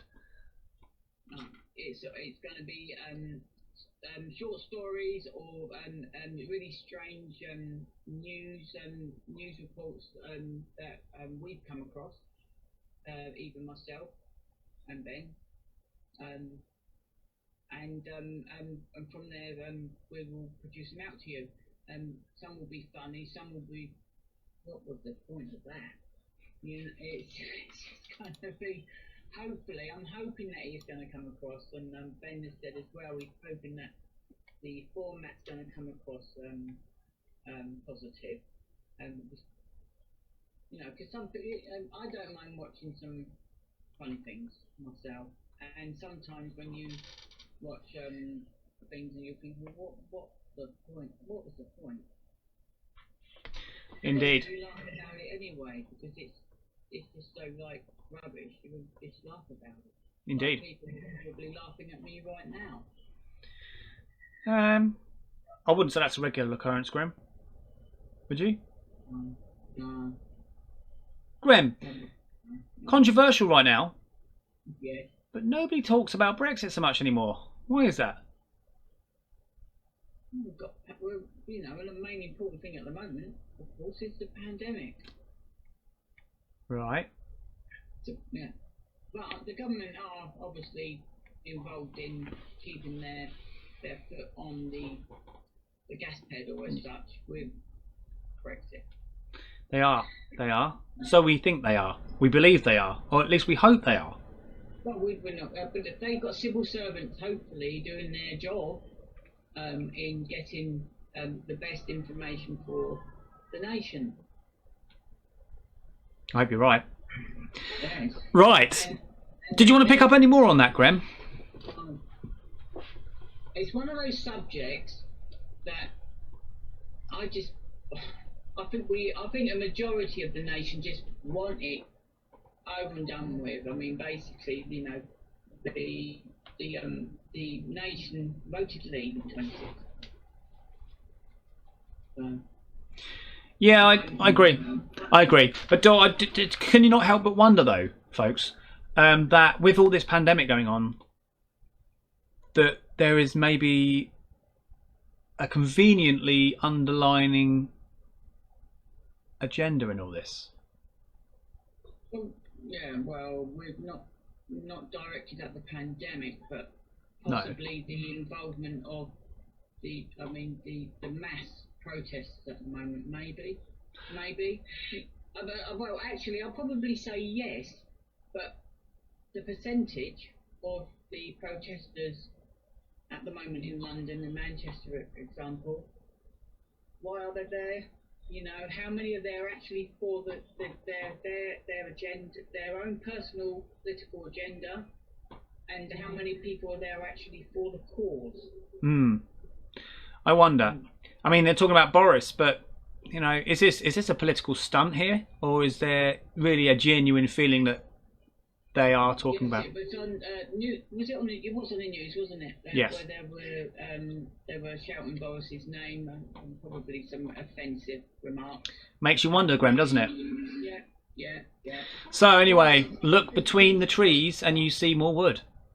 Well, it's obviously a happening thing, but we don't know the percentage of people involved in it. Indeed. Well, that's an interesting topic, isn't it? I mean, let's see. Time will tell. The government have to stand strong on this. They do. And the authorities. So I give total respect to our police force for controlling these individuals, and I hope they continue to do so. And I hope that those that are doing so don't feel too oppressed by the sadness of the way maybe our police force conduct themselves today. I think we've got to start moving away from the political leaning elements of the police and work towards being more impartial and more fearful for good reason. Is the term virtual signalling? Yes. Can I possibly? Well, I have done. I've voiced it already. You have. Wondering if it actually fits the situation. It will for some, won't for others. Exactly. But at the end of the day, it's certainly a discussion that needs to be had, isn't it? And I'm sure it is being had. I'm sure. Cressida Dick's probably under huge scrutiny right now, but actually, if I was her, I would be taking quite a stance on the individuals who defied the ranks. But there you go. Grem. Yes. Any more subjects on the coronavirus? I believe that's all that we are going to discuss. I don't believe that it was. Well, on that subject, Grem, I think the only thing to add. There was one thing. Please go ahead. Yeah, we can pick up on. I believe it's the 15th of June. The government are going to release guidance that. No, it's not guidance actually. It's a must that if you're using public transport or any form of public transport, then you have to wear a mask or have the relevant documentation to prove that you will have difficulty in wearing a mask. But right. It's going to happen, and it's especially is needed on the London Underground, and within all London boroughs, I would say. It's hectic up in London. There's an awful lot of people. There is, and then I think we spoke to somebody today, didn't we, who stayed in London or is living, I believe, in London, who is down in Dover at the moment because of just how busy it is in London at the minute.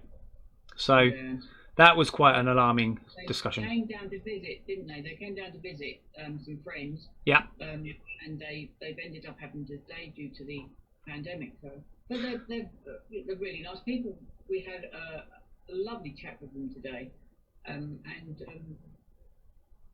yeah. Well, we've got it on video, so hopefully in a few days' time, once we get that all sorted, we'll have it for you. Yeah. And we'll have it for you shortly. So, Grem, what now? Do we need a drum roll for this? I mean, it's been a little while since we've heard a bit of a drum roll, isn't it? Do you think? Yeah, make it a loud drum roll.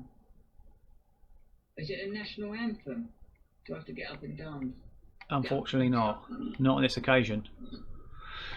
But, you know, no, let's go something a little bit different. Right, okay, that's brought us to the next topic. What about that? Okay, right, so... fire away, Ben. Fire. Yeah, amount of ammunition. Right. We are now swiftly moving on to... Grem. Isn't it about Boris? Sorry? Boris. Mr. Johnson. Well, I believe we've covered an awful lot. We have. We've spoken about Boris actually in our point 2, didn't we? Well, that's interesting. We will be, ladies and gentlemen, doing some news on not just local news or national news, but to us, but to also international news. We'll be doing some international news soon and talking about some areas of news of which we are not readily available to. We think that that'd be an interest to you as well, and it'll give us an insight as to how other countries are doing certain things. That's for something for later on. How do you think that's going to work, Graham? I think that'll work, won't it? Yes, I do. I think it's going to work fine. Absolutely. I've got a lot of I've got a lot of love that the fact that it is going to be a success. It's going to come across pretty well. I mean, we've worked quite hard on the topic and the design of the segment, haven't we? We have indeed, and I think I can't wait as well to see some of the general public's opinions as well from the recordings we've taken recently, and they will be up for you shortly. That would be great, you know, to get that sort of inclusion, Graham, into the Ben and Grem show is fantastic, isn't it? And it's not only is it fantastic for us, but it's also fantastic that we get people be able to air their concerns on a local platform that is superficial for all. So regardless of its subject or its topics. Anything happened, Graham? Anything a bit strange recently to you? I mean, we'll move on. Any strange happenings? I'll tell you something that really got me. I'll pick up on this point first, shall I? I was up at Tesco today, up at Whitfield. For those of you that know where that is, parked the car up, and you have to now queue at the very back end of the car park. I know. I knew he was going to say that. And not only that, they've not made it simple. You've got to do an assault course. Honestly, I felt like, do you know, it put me off. I thought I'd go somewhere else. Do you know, I looked at the queue, and by and large, it was huge. And I thought to myself, you need a map. It's like the Crystal Maze. You know, I thought, you know, I understand all this 2 metre rule, but it worked before. Why change it? It goes about everything in life. You know, if it's not broken, don't fix it. All right. Don't need to fix it. There was nothing wrong with the queuing system at Tesco's Whitfield. Didn't need to do that. Anyway, you lost a customer. Morrison's have even changed their queuing system. Why? Why, Graham? Yeah, as it was. Leave it as it was. I mean, I don't know, Graham, honestly. Anybody on this stream and watching this stream, if you have any reason or need to go to Tesco's Whitfield, please do so in the next day or so, because I'll tell you something, you will chuckle. I mean, I almost got out of the car, parked up, walked over to the lady that was conducting the queue, and actually said, "Do I need a map for this?" But I thought, no, it's probably not appropriate, so I didn't. But I was so tempted to say to her, I was going to say, you know, do I need a map for this place? I mean, this is getting crazy. But I thought, no, better not. Yeah. Better not. The annoying thing is with well, it's annoying that we've got to wait a period of time within the queue, but it's for a good enough reason. Oh yeah, I get it. I was it about 3 days ago. I was in the queue for Morrison's. Wasn't in that queue very long. I had 5 items to get. I came out with 2 for Morrison's. Then went over to Asda. Queue for another hour? Yeah, well, no, about... No, it wasn't very long. That wasn't very long at all. It was about 3 minutes or so, 3-4 minutes. I didn't mind that. Yeah. I had time to fill my vape up at time, and I was just about to take like a puff on the vape, and that's it.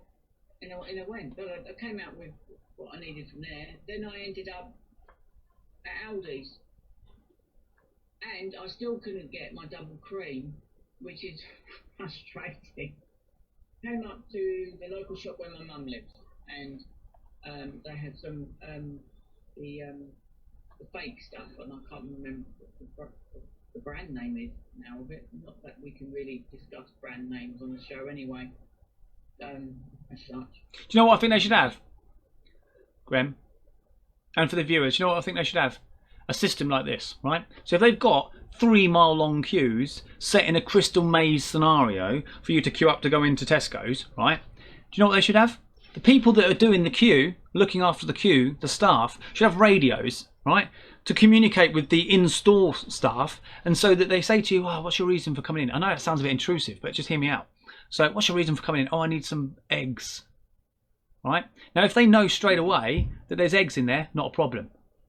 But rather than queue up for an hour to go in and find that it's been stripped of the items you need, was a wasted journey. And that's not helping coronavirus. I live very close to Aldi's, as you know, and we do a majority of our shop as a family there. Yeah. Since this pandemic has come about, I've been starting there, and then walking down towards Morrison's, getting some bits, and then Asda, and then into town, then to St James's complex, to get the whole shopping list, and still not coming back with 3 items or so. So one day I was out for nearly 3 and a quarter-ish hours. Wow. Just to do a 1-bag shopping. But you got what you needed though, Grem. What? Did you get all the items you needed? No. Did you get anything? Yes, I did. I can't remember the amount of items now. I think it was. I can't remember what meal it was. It was a Filipino dish that was I was taking part in preparing. It was minced pork. Nowhere had any. So it was actually a success for you in the end? No, because nowhere had any minced pork. So then I had to have a brainwave. You had to have a brainwave? Yeah, I had to have a brainwave, which gave me a bit of a headache to try and figure out what else I could prepare and cook for that evening. Pot noodle? No, I have a family that are rather fussy. Right, 5 pot noodles then. You can't all eat out of 1 pot noodle, can you? No, they won't eat a pot noodle. All right, fair enough. If I was to serve like mashed potato and like sausages, no, that wouldn't be acceptable. Gravy meals. Now, can't beat a gravy meal. Sunday, guys. Has anybody had Sunday roast today? No, I haven't. I definitely have not had Sunday roast today. No, me neither. What about anybody else? Andrew says, hi, Ben and Grem. Hi, Andrew. How are you, mate? He's a good lad, isn't he? Great show we did, wasn't it? Yeah. We will have him back on at some point. We do have a special guest tomorrow, though, Grem. Oh, you were able to get hold of one. I was. A couple, wasn't we? Yes, indeed. Well, there was 4 in total in the end. And guys, we actually worried for a moment because we thought, well, we're not going to get anybody on the Monday night show. This is going to be crazy. How are we going to put this out? We have been trying, haven't we, mate? We've been searching and etc. But it's not been possible. And it got a bit worrying, didn't it? Up to 3 days ago, and then we had 3 messages come through. all come together. And the fourth one must have came today. Must have came whilst we've been on. Indeed, Grem. I look forward to talking about the fourth one momentarily. Well, Andrew says, Grem, that pot noodles rock. He hasn't had one since university. He lived on them back then, but had a Bombay bad boy the other day. Wow. Yeah, we were talking about that. Yeah. Yeah, we were bringing that up. Yeah, that. To be honest, like I say, I don't know about you, Andrew, but do you eat it with the sauce or without the sauce? That's a question. Because I tell you, it makes a lot of difference. I think if you have it with the sauce, it's fiery. But if you take the sauce away, it's still hot, but it's not as hot. It's more doable for those that like hot but not too insanely hot, because they are pretty hot even today. They've been around for a while now, haven't they, the Bombay bad boys? But they're really hot. They are indeed. Grem, what about any other hot food do you like? Do you like a roast dinner, Grem? Talking about roast, I mean, it's Sunday, isn't it? You haven't had a roast today? Yeah. No, I haven't had. In fact, I haven't had. Well, family have had roast dinner last week and 3 weeks consecutive to that, probably. Yeah. But me, not this week, not last week, and not the week before either. It's having the time though, isn't it? I mean, to be honest, I don't know about you guys, but doesn't the time seem to just slip away? You know, like you're going into one day to the next, and it's hard to keep track of things, isn't it? I mean, when was the last time I had a Sunday roast dinner? It was a while ago. Andrew says he just puts the sauce in and slaps it straight in. Or slams it straight in, actually. Yeah. Isn't it true, though, that if you've got something in your mouth and it's really hot, to kind of not close your nose off or hold your nose, but to sort of, how do I explain it? Well, kind of hold your nose, but like, there's a feeling, there's something you can do with your nose. I'm trying to think how to explain it. Basically what happens is as you're eating, you're not tasting it. So if you're trying to finish something and it's really, really hot, you can eat something without it. Because it's the nose, isn't it? It's the sinuses, I think, that gets your... I mean, obviously there's an element of taste buds that kick this off, but of course it's something to do with your sinuses as well. Anybody eat Coleman's mustard, English mustard? That stuff burns your sinuses. I can actually eat that, but believe it or not, everyone, by the teaspoon. Me too. But don't you admit, Graham, there's a certain way to eat it where you can eat it in large amounts without burning yourself to pieces. Yeah. And it's something to do with the nose, isn't it? It's like, your sinuses. You can block your sinuses off and chew, and it doesn't have that effect. I don't know. Don't know if it works for everything, but try it, folks. If you're trying to get through something, I mean, it can be torture. If there's viewers actually that do like mustard, there's a traditional mustard that they sell at the castle shop. Out in the castle once she reopens again. I'm not sure if she's open yet. I don't think she is. What's it called, Graham? It's, believe it or not, it's called gunpowder.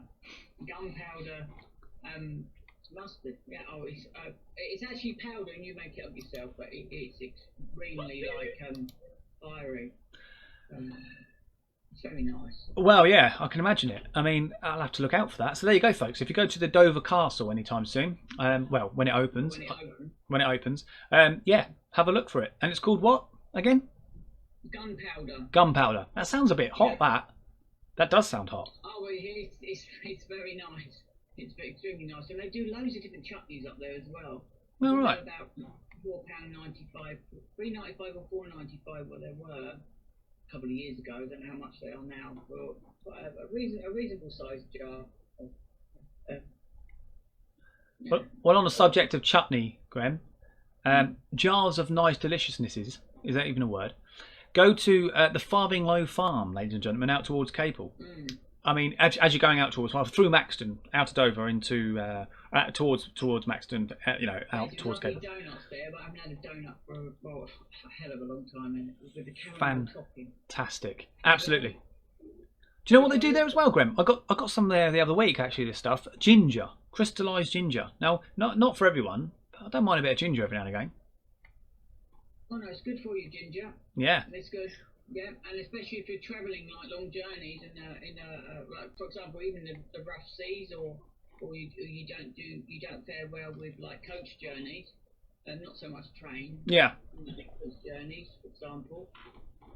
You know, it's good. It helps keep you not vomiting.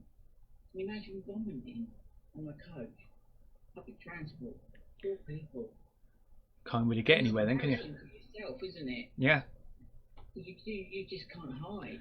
I think I've been fairly fortunate, Graham. Have you ever experienced a situation where you've been on a coach or a bus journey and somebody's vomited? Have you ever been in that situation?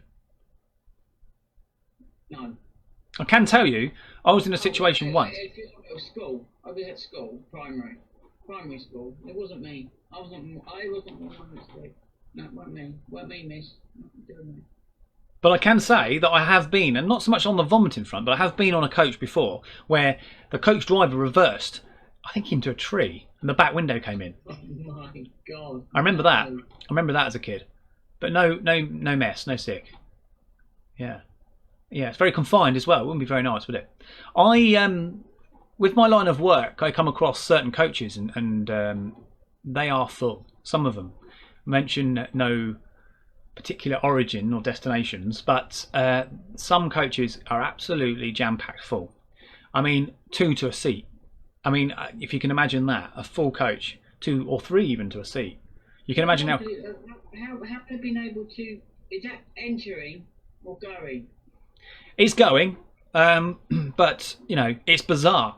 And then they have like these trailers on the back where they'll have luggage, and you think, you think, wow, you know, and you go on it, you go on the coach, and it's really hot. You know, and you think, wow, how can these people survive in this coach? It's horrendous. The conditions are horrendous. Anyway, but you know, some people like. I'm screwing my face up at that. I'm screwing my face up at this. Because can you? It's not nice. There's a lot of germs, and to do with like coronavirus. You know that's about, and in a confined space, you know, it's pretty concerning. You know? Oh yeah. You were still working at the start. Say again? You were still working at the start of the coronavirus. I was for a little while, and circumstances changed as for many of us when the severity became a lot more clearer. I think, naturally, my job had been suspended, not because of my doing, but you know, thankfully, but it's been suspended for all concerned. But we are starting to see slowly starting to see changes with, I think, the normality of subjects, you know, such as for those travelling. Things are becoming a little bit more possible now for people to travel. But I still think, you know, the fact that they've got to self-isolate for 2 weeks when they travel is, you know, that is still a big thing. So, you know, we're nowhere near the end, I don't think, sadly. I think the government is basically hoping, like, 2 weeks when you come back, sort of business, it's going to be enough. Well, it would be for me. I'd rather not go. Maybe it's a psychological message to say, holiday at home, spend it with your family a bit longer. You know, with your maybe stay a bit longer in the future when things are safe to do so. If you need to fly out somewhere. But personally, even if I had the money, I would not be leaving this country at this moment in time. That's my personal feeling on the matter. Don't like the weather then, mate? Oh yes, I love the British weather. It's just great. No, I mean, I'm talking about the weather abroad. I mean, you know, you got some nice sun in Spain, right? You don't know? Are you talking about you wouldn't want to leave the UK? Is that what you're saying? No, I wouldn't want to leave the UK to go on a holiday during this period of time. Oh, absolutely. Well, unless it's business reasons, but again, I can't see what reasons you'd need to go. Well, yeah, but you've got Zoom. Exactly. And you've got special couriers that can, if you need a specific signed document, it can be done. Absolutely, Graham. Online, can't it? So. Everything can be done online. You know, you've got to thank technology, really. I mean, if you think some years ago there wasn't. Within reason, technology is. I mean, there's only a small factor that technology has given us good possibilities, and probabilities. Exactly. But there's more negatives with. There can be, yeah, like all things. Yeah. Well, like all things, I think it's more of a negative than it is a positive. But the positive that it brings are good. I suppose you just as I suppose you have to as an individual warrant your time that you spend on it. I mean, we need to interact with people. We don't do that anymore. No. Like games and or what, you know, it's this the attachment process of like friends and families and children growing up from primary school age, you know, from about 6, 7. They're already on, or even before that, you know, 3, 4, 5. They're already on like little tablets or you know, apples and you know. Well, I've got an apple actually. But anyway, look. Not Granny Smith, is it? Oh. No, it's a Cox apple. Yeah. I was going to eat it before coming online, but as I said earlier on, there was a slight dilemma. It slowed me down. I had about 3 minutes, and then Ben got talking, and took 5 minutes. 3 minutes got down to about 38 seconds. I'm thinking, shame we haven't got that, you know, that sad like violin music. Well, we could have had it, Grem, but I don't know. Do you think it's necessary? Talk from an apple? Yeah, I do. I've been talking to Ro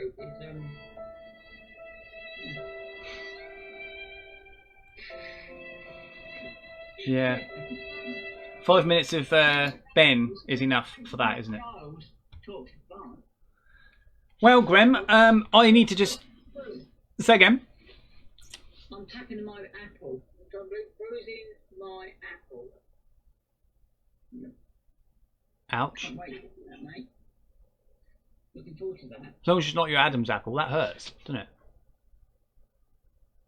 Anyway, Grem, I want to just do a quick shout out actually, and it's actually to a very dear friend of mine and yours, and Andrew's. And this is a chap that we know. His name is Ian Stead. Everybody. Oh, brilliant. He is brilliant. How are you, Ian? How is he? He well, I haven't spoke to Ian, but I want to just say for the viewers that IKS, well, it's not IKS Production anymore. I always do this. It's IKS Exploration, which is his YouTube channel. He is now, just a bit of a shout out, is now 100,000 subscribers on his channel, Grem. Oh, well done, mate. I'm really Fantastic. pleased to hear that. Oh, that's great news.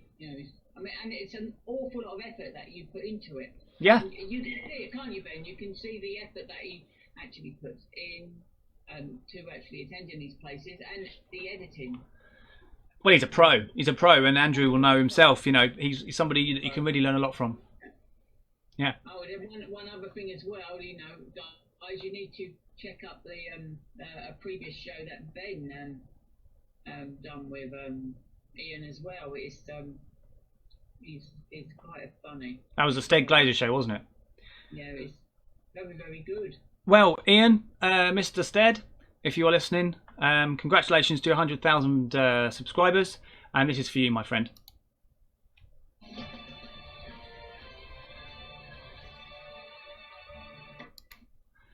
Yeah, that was worth it. That was worth it. Yeah, it was worth it. Yeah, thank you, Andrew, for that information. And Ian will be checking your stuff out. And please, anybody that's in the stream that wants to understand anything about history and wants to hear somebody documenting the history, documenting the past, documenting the present, check out, I'll have a conversation certainly with the likes of Andrew Leonard White and also Ian Stead, because these two people are terrific at narrating such events.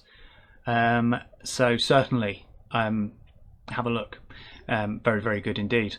And it was great to get Andrew on, wasn't it, Graham? It's good to get him on the show. It was nice to hear him talking about his experiences, and we will have him back.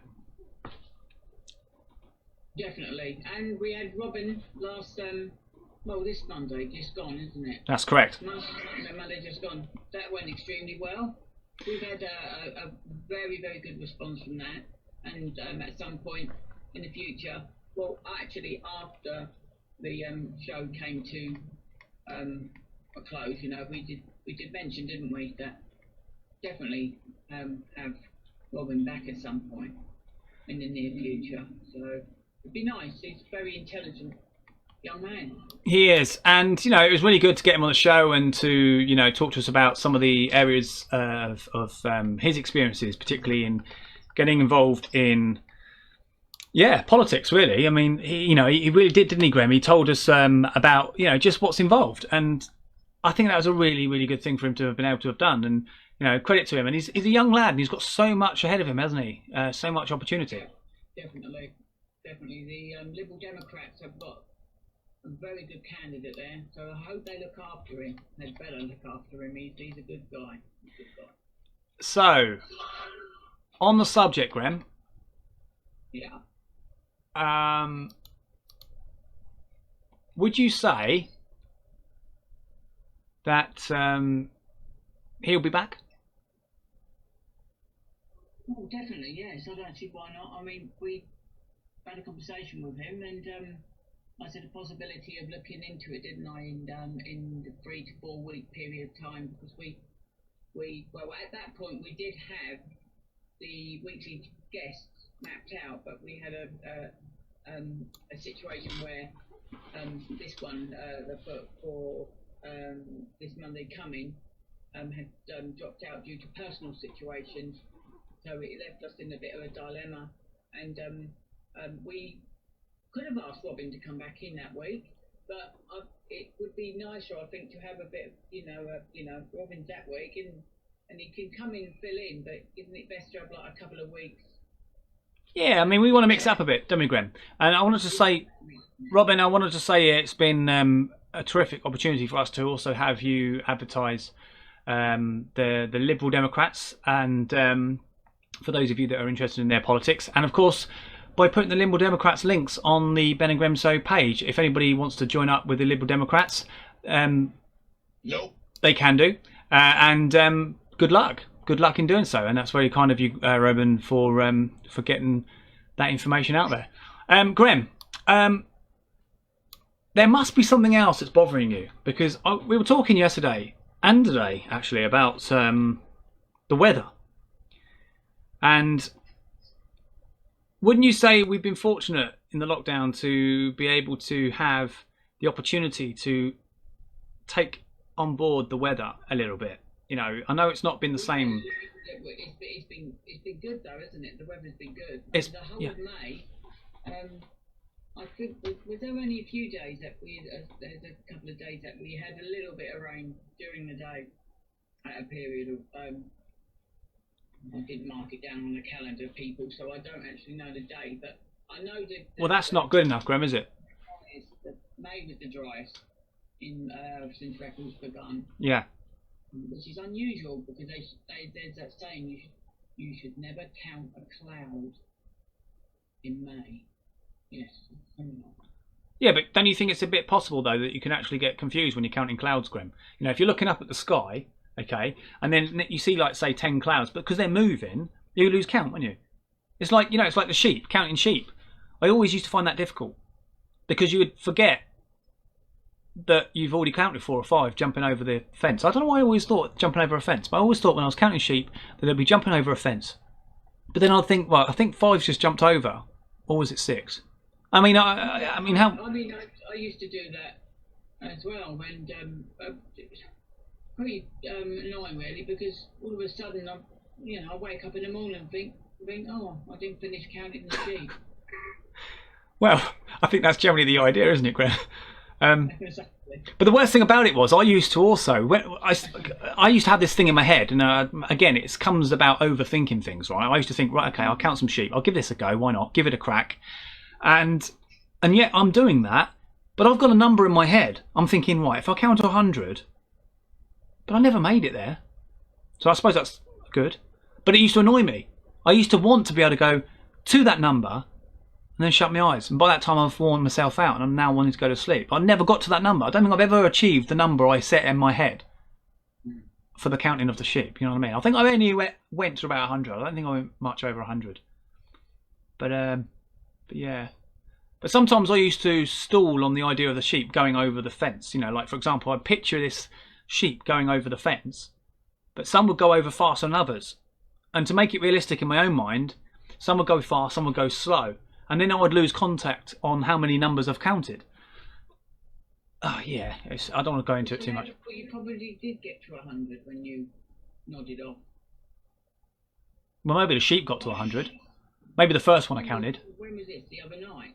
No, I mean, just in general, you know, if like, you know, when they say, the saying goes, you know, count sheep, you know, it's all very well. But if you don't know how many sheep are there in the first place, so you have to imagine there's a number of sheep there. Otherwise, it's awkward. I can't deal with that. You know what I mean? It's like, you can't have someone say, count sheep. Okay, well, I can't see any sheep. Okay, make it up. Use your initiative. Okay, 100 sheep. Okay. So you're counting those 100 sheep, but they're all going over that fence. Is it that they have to go over the fence, Graham? Am I getting this all a bit mixed up? Is there a fence involved when you're counting sheep? Why am I picturing me counting sheep jumping over a fence? Yeah, well, it's not like a fence. I think it's like one of those grass verge things. You know what I mean? Right. Bush. Right. You know, a nice big bush. Right. So am I strange then, Graham? Would you say, folks, would I be a bit strange considered having to pick a number in my head as to how many sheep I'm counting? It's almost like you feel like you need to know this, because it's not like you're physically seeing the area there and you're going, right, okay, I can see 1, 2, 3, 4, 5, 6, 7, 8. It's not like that, is it? You're in your head. You're thinking in your head, okay, I'm counting sheep, but I don't know how many sheep we've got. Okay, are we talking about 100? Are we talking about 200? How many am I going to get to? How many can I think I realistically can get to? That's my point here. So I say 100 because it's achievable, but it's annoying because you don't think you want to get to that because, I mean, you'll get bored. So maybe that's the whole point in this, right? So you're counting sheep, you're getting bored. You're also getting confused because some sheep in your mind are jumping over the little fence faster than others. You're losing contact on the you're losing count. You're concentrating on that one topic, that one thing. Yeah, but I think that's the whole point. Yeah, exactly. And then you just nod off to sleep. But you wake up and think, well, what number did I actually get to? But you actually think about the sheep jumping over the little fence, but you hang on that sheep's thought too much. Like, for example, it's halfway over, but in your mind it hasn't landed yet because you've slightly strayed. Now you're confused because that one counted too long. And then you say, therefore you've got to start from the beginning again. Yeah, well, this is what I mean. So that's my point. I think that's you. I think that's because that's the way your mind works, you know, because it's forever like going round and round and round, isn't it? You've always got something going on. You're a very busy guy, you know, so... Yeah, maybe. But it doesn't work for me. It doesn't work for me. I tried it once. I don't know, I might have tried it a number of times. It's hard to say how many times I tried it. But I don't think it really worked for me. If you're not going to sleep, you're just not going to sleep, Graham. So what's your little tipple of information then, eh? For sleeping? What, to get to sleep? Yeah. It's guys and girls, ladies and gentlemen, elderly folk and young and all. It's 20:43. Graham. Oh, don't worry, I'm not going to be like rude or anything. or anything like that, because I don't do that sort of thing. No. Very polite and genuinely nice person. Even when I feel quite angry and upset about things, I'm reasonably... Well, I am. I'm always professional, so... Well, yeah. Would you say that? Nope. Well, yeah, I suppose. Yeah. Andrew says that's initiative. Yes, it is. Indeed, it is initiative, yeah. Lee Turner is watching. Nice to see you, Lee. Thank you very much for joining the stream. Anything else on our chests that we want to remove?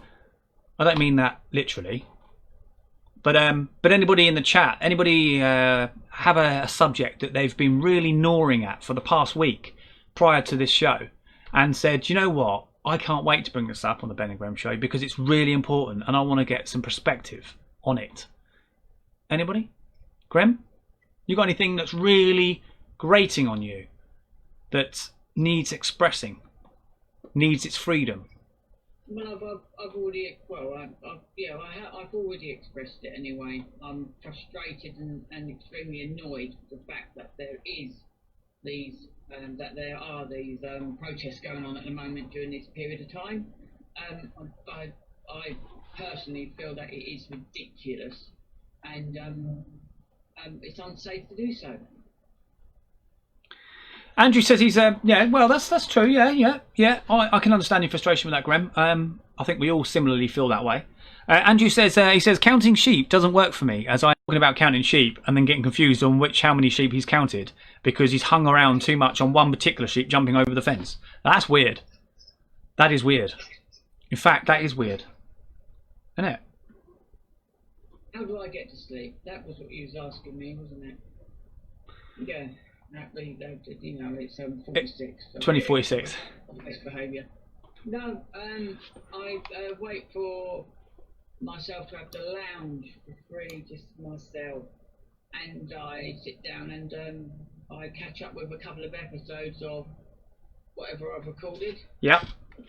And once I get to about 20 past 11, half past 11, a shut-off period, but only if everyone's vacated the lounge and gone upstairs like good sheep, and have left me in the lounge to relax and, you know, wind down. I've got some news for you, Grem. Got some news for you, folks. Okay. Nigel Farage, he's been out in the channel. He's been fishing for news. Oh. What have you been up to then, Graham? What have you been doing today, apart from the obvious filming? Me? Being with family. You have? Family. I've been doing I've been having my mum. Yeah. It's a very difficult time at the moment. But I'm keeping it together, and I'm achieving the best possibilities for my mum. So yeah, everything is going reasonably smoothly. So I'm pleased with that. Good. Keep me occupied as well, and keep me active. Lots of dog walking as well. Yeah.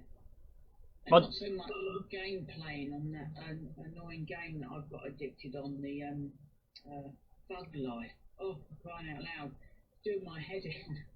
I'm sorry guys, this is extremely boring, but all I had was, I think it was 3 more properties to basically get, and it was, I think it worked out around about 68 million coins. That's all I had. I had to get. Then I had 3 people come along and take an awful lot of coins off me and destroy some. I ended up back like just over halfway again, and on this Pacific. Well, when I wasn't full pleased about that. Never mind. You know, it's just annoying. I got really frustrated.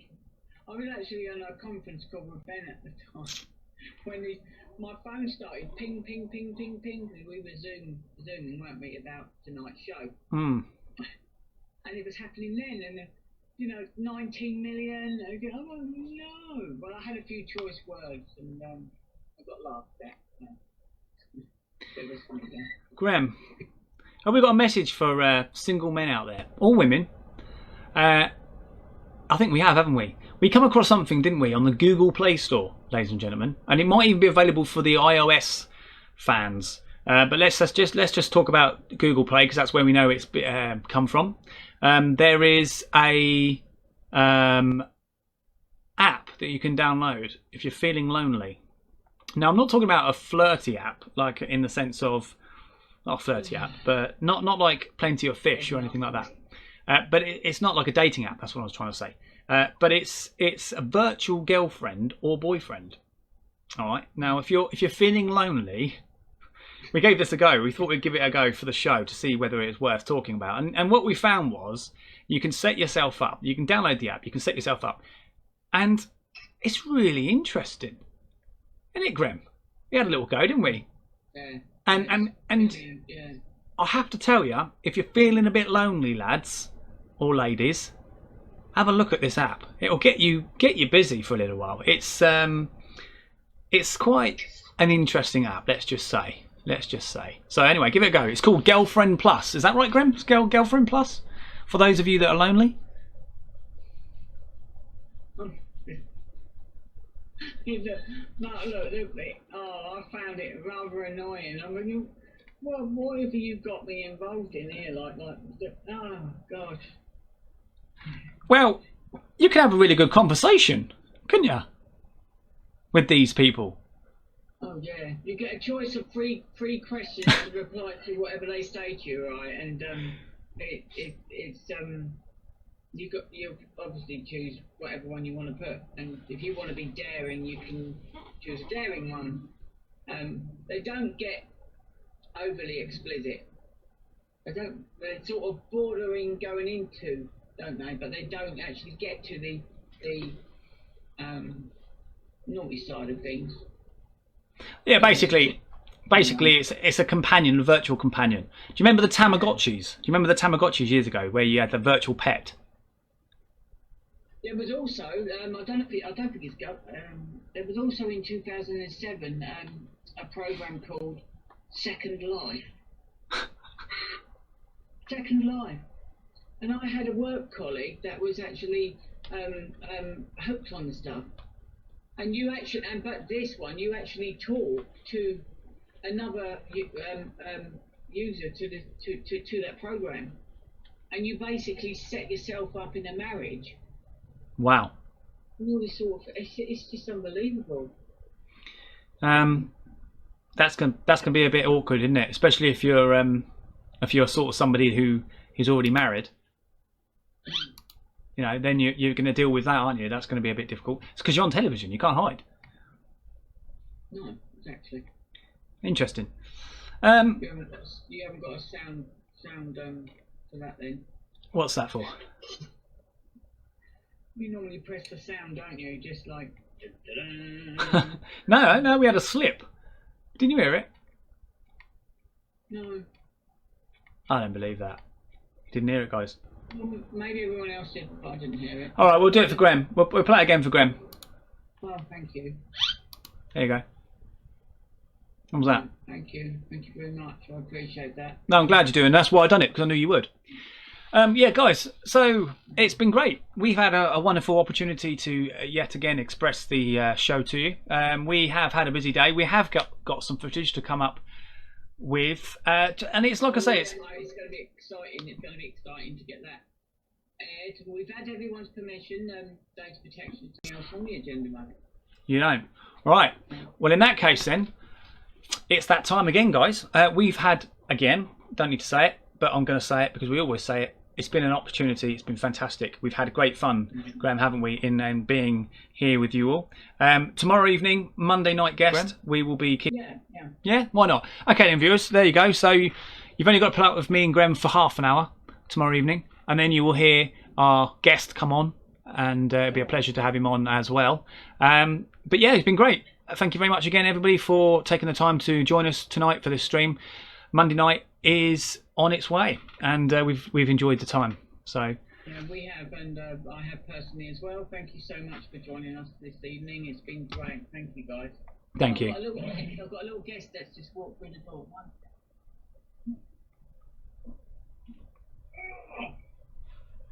Wow. The dog. Now, Susie Lockett, Graham, we know about Susie Lockett, don't we? Did you go for that walk today? Oh yes. Went for a little bit of a walk along the seafront. Yeah, it was all right. We enjoyed the walk. Good. Got to get out. Don't know who needs it more, whether the dog needs the walk or yourself. Not to say you do need a walk or anything, Graham. It's just sometimes we all need a walk in lockdown, don't we? So yeah, it's good. Has various purposes. But no, it's been great. And like I say, ladies and gentlemen, thank you very much. Have a lovely evening. Stay safe as usual, and do all the things that the government are telling you to do. And more importantly, please join us tomorrow again for the Monday night guest show, starting at 7 o'clock. We'll look forward to seeing you. Thank you. Yeah, bye guys. Bye from Susie Lockett. Just poke me in the eye and you're in it. Oh, she's giving me kisses. Good night. Take care. Thank you. Thank you, everyone. Thank you.